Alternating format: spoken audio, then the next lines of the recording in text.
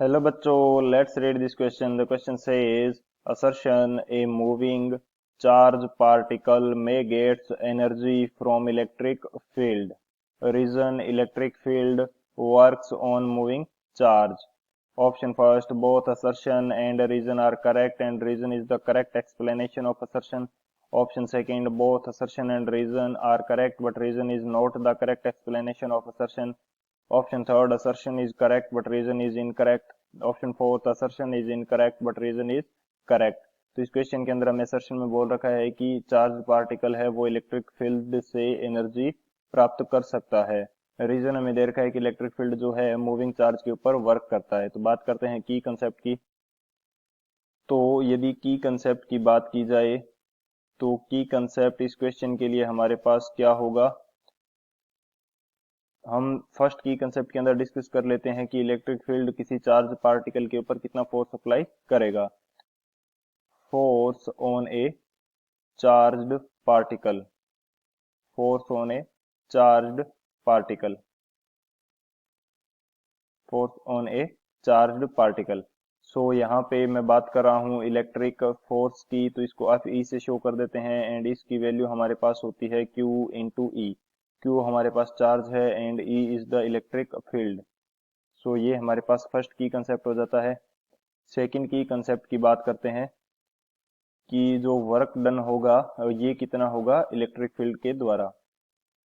Work done by electric field, electric field के द्वारा work done कितना किया जाएगा।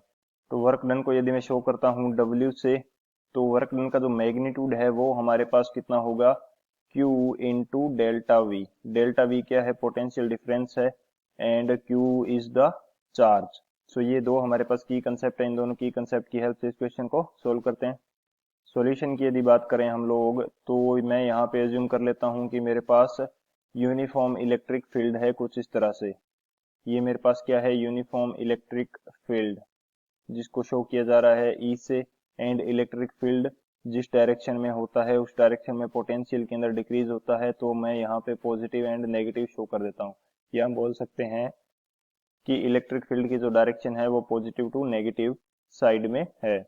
यानी कि इलेक्ट्रिक फील्ड लाइंस पॉजिटिव से निकलती हुई दिखाई देती हैं एंड नेगेटिव की तरफ एंड होती हुई दिखाई देती हैं। इस कारण से ये पॉजिटिव एंड नेगेटिव हमने अप्लाई किया है। अब यदि कोई charge particle, positively charged particle में प्लस Q यहाँ पे रख देता हूँ तो इसके ऊपर एक फोर्स अप्लाई होता है। या कोई पॉजिटिवली चार्ज मूविंग पार्टिकल है जो कि इसके इलेक्ट्रिक फील्ड के अलोंग मूव कर रहा था, जैसे ही ये इलेक्ट्रिक फील्ड के अंदर एंटर करेगा तो इसके ऊपर इलेक्ट्रिक फोर्स अप्लाई होगा जिसकी वैल्यू होगी Fe। Fe हमारे पास कितना होगा, ये वैल्यू रहती है Q इंटू ई के। यहाँ पे पॉजिटिव चार्ज के ऊपर जो फोर्स अप्लाई होता है ये force in the direction of electric field लगता है। Force in the direction of, in the direction of E. यदि ई की डायरेक्शन के अंदर हमारे पास इसके ऊपर फोर्स अप्लाई होगा तो इसकी जो वेलोसिटी है वो इंक्रीज होगी एंड इसकी जो काइनेटिक एनर्जी है इस पार्टिकल की वो इंक्रीज कर जाएगी। काइनेटिक एनर्जी ये क्या करेगी, इंक्रीज करेगी पार्टिकल की।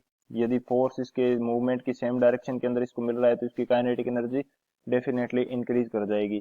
यानी कि ये जो पार्टिकल है ये कुछ एनर्जी ले रहा है किससे, इलेक्ट्रिक फील्ड से। सो जो हमारा असर्शन है ये यहाँ पे क्या हो जाता है, करेक्ट हो जाएगा। असर्शन हमारा करेक्ट है। सेकेंडली हम बात करते हैं कि इसका रीजन हमें क्या दिया गया है। रीजन हमें दे रखा है कि जो इलेक्ट्रिक फील्ड है वो वर्क करेगा इस चार्ज पार्टिकल के ऊपर। तो ये वर्क हमारे पास कितना होगा, Q into delta V. Delta we potential difference है इन दोनों पॉइंट्स के बीच का जहां पे ये चार्ज मूव कर रहा है इलेक्ट्रिक फील्ड के अंदर। ये मूव करता हुआ जब इलेक्ट्रिक फील्ड के अंदर आएगा तो इलेक्ट्रिक फील्ड के दो पॉइंट्स A एंड B के बीच का जो पोटेंशियल है इनका डिफरेंस मैंने क्या ले लिया है, इनका डिफरेंस मैंने ले लिया है delta we. So Q into delta we इसके ऊपर वर्क किया जाएगा, इस कारण से इसकी काइनेटिक एनर्जी क्या होगी, इंक्रीज हो जाएगी। सो हमारा रीजन भी क्या है, करेक्ट है। असर्शन करेक्ट है, रीजन करेक्ट है एंड जो रीजन है वो करेक्ट एक्सप्लेनेशन है असर्शन के लिए। सो कौन सा ऑप्शन करेक्ट हो जाएगा हमारे पास, जो फर्स्ट ऑप्शन है A, both assertion and reason are correct and reason is the correct explanation of assertion. So option A is the final answer. I hope you understood it well. Best of luck. Thank you.